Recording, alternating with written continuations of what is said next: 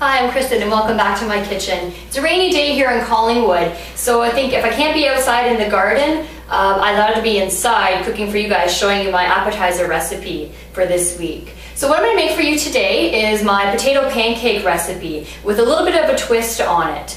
This is a really popular recipe. It's one of my husband's favorite actually, and I did just modifications to it this week and had a couple people taste tested it, and I think I perfected it by now. So I'd like to share it with you. It's a really easy recipe to make. Not a lot of prep involved with it when it comes to any of the chopping, because who really has time to chop up stuff when you have company coming, right? So I'm going to start off right now. I have about 3 cups of chopped potatoes, and I already pre-peeled them for you, and they're just chopped them up into big chunks. I'm going to put that right into my blender. For this recipe, you're going to let the blender do all the work for you.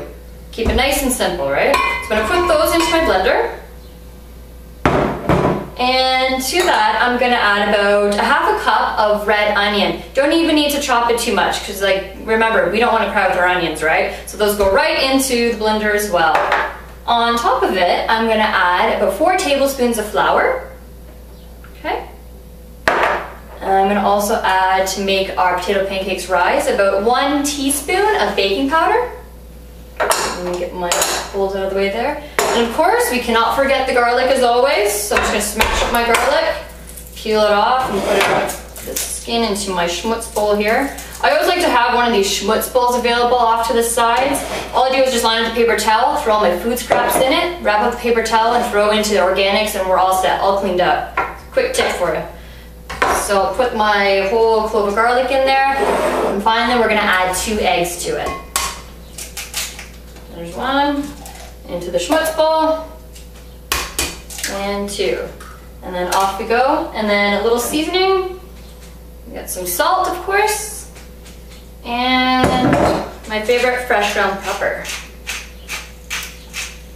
There we go. Don't be shy on that pepper.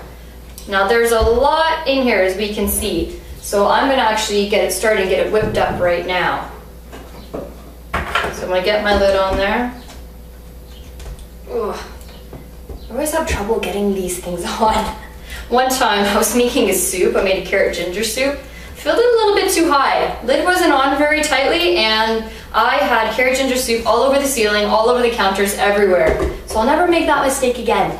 Alright, so it's going to get a little noisy right now. So what I'm going to do, I'm just going to mix it up there to get a nice paste to it.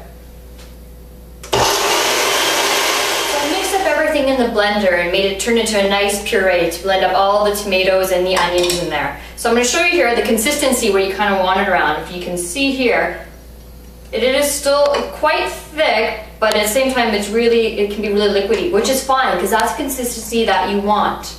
Okay? So now what we're going to do is we're going to add cream cheese now to our potato pancake batter. Now normally what I would do, this is how I would make my potato pancakes. However, I wanted to find some way that I can make it a little bit different and to kind of kick it up a notch, to add a little bit more flavor to it. So I went to the grocery store and I'm walking around. I'm like, what kind of Philly cream cheese could I put in there? And I found this cream cheese here, which is the Philadelphia Light sun-dried tomato and basil cream cheese. Now I've never tried this one before, so I said, oh, this could be interesting. I got home, opened it up, and tasted some of it, and I was blown away with the flavor. I love tomato and basil. It just reminds me of summer. There's nothing like a fresh caprese salad with tomato and basil, and I thought this would be interesting to try. So what I'm going to do to my potato pancake batter right now is I'm going to add a ½ tub, or 3/4 of a tub. It doesn't really matter. It all is going to taste good in the end. Tub of the sun-dried tomato and basil cream cheese, and just throw that right on in there. Oh, it smells fantastic. Okay, so we're going to put that in there, and we're going to puree that back again in the blender to form our final batter, and then I'm going to go head over to the oven. See how easy that batter is to make, and now we're ready to fry up our potato pancakes on the stove. So what I did is I preheated a pan with just some vegetable oil in there, not too much oil, maybe about 2 tablespoons of vegetable oil in there. You don't want them too oily.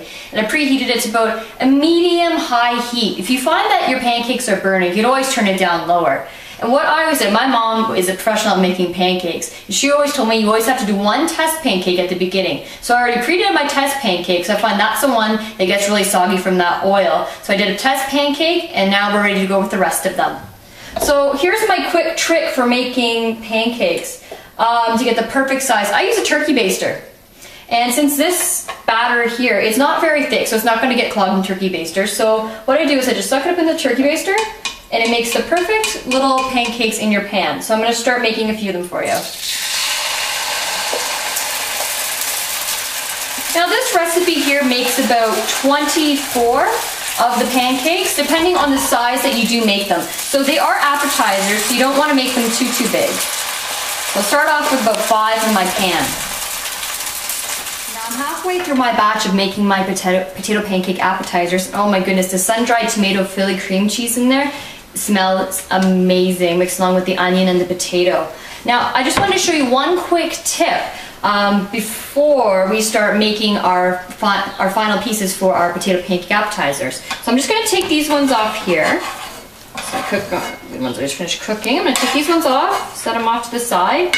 Now, I am using a non-stick dish, which you're going to have to do, but sometimes with the oil, it tends to, by the time you get to the middle of this batch, you tend to run out of oil. And so instead of adding a lot of oil to the recipe, what I do is I just put a little bit of vegetable oil in a small side dish here, and I take one of these rubber basters, and I just kind of almost glaze my dish with it. So that way I'm not using a ton of oil, but just enough to make my pancakes so that they're not going to stick. So I just finished all my potato pancakes, and as you can see here, it does make about 24 depending on the size that you make them. My house smells fantastic. So now we're going to finish off our potato pancakes so that they'll be ready to serve.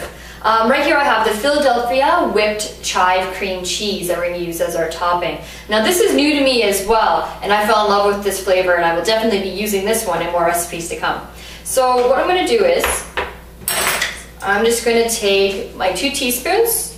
I'm going to take a little bit on a teaspoon, maybe about a half a teaspoon, and I'm going to start topping off each one of my sun-dried tomato and basil pancakes. So I'm just going to do this with my first row, just to show you how it's done. And then what we're going to end up doing is, nothing goes better with potato and bacon, with potato and onion than bacon. So what I have here that I'm going to top it off with, just going to move this away for a minute here, are the real bacon bits. You can definitely use real bacon if you want to cook it yourself, fine. But I find using the real bacon bits that you can buy from the local grocery store will save you a lot of time and a lot of energy because they're already become pre-chopped. So you want to take some of the bacon bits, which are my husband's favorite, and you want to just put it on top of each dollop of the Philadelphia cream cheese. Okay. So there we go, so make sure it's nice on there. That goes really well with all the flavors. Finally, to top it off, we're going to add just a little bit of fresh basil as garnish for it. Now I like to grow a lot of herbs in my house during the spring and the summertime, so I can use them in my meals. They're always ready and they're always handy. So I'm just going to grab a few leaves of my basil plant, and I'm going to fold it in half twice, and I'm going to cut it lengthwise on the board. So you can see how quick and easy this appetizer is to make. And what you can actually do is you can make it the night before the pancakes and then reheat them the next day when your company comes, and then top them up, and then they're ready to serve. So if you can zoom in here, you can see the final product of what they look like. The flavor of the potato, of the onion, the sun-dried tomato and basil cream cheese, the whipped chive cream cheese, the bacon and the basil, oh my goodness, it goes so well together. Not only do they look delicious, but they taste even better. So there we have it. We have our potato pancakes with sun-dried tomato and basil Philly cream cheese, topped with Philadelphia whipped chive cream cheese and bacon. I hope you enjoy.